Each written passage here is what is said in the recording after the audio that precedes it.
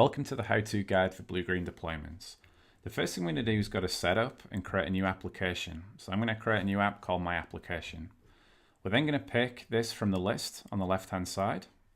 And then what we're going to do is add a new service to my application. So I'm going to click add service and create a new service called my microservice.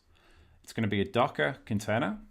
And then I'm going to link the service to the artifact source, which is in JFrog Artifactory. So I'm going to point it to the server, pick the repo, and then give it the image name, and that's Harness fully integrated with my build repository.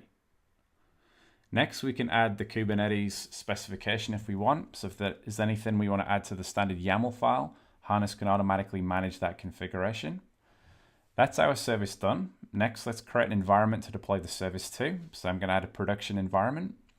And then we're going to add the service infrastructure for that particular service. So I'm going to pick my microservice. I'm going to pick Kubernetes as the deployment, and then pick a cloud provider that supports Kubernetes, so GCP.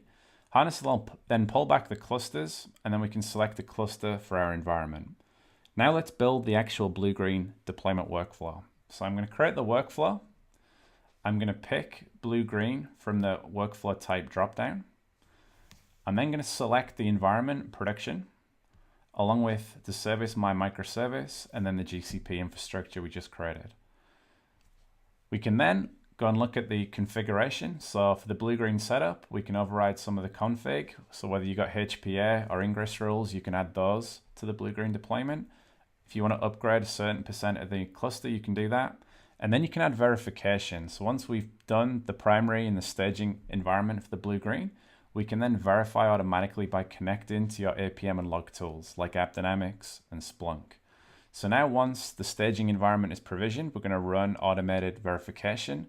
And then finally, we can add a manual approval once the verification is completed so that you can switch the traffic from the green production environment to the blue staging environment. You can modify the rollback steps as well as add variables to the workflow so that other teams can reuse this particular blue-green deployment workflow. And with that, this is typically what a blue-green deployment looks like. You can see the different states and console outputs of every stage within the blue-green deployment.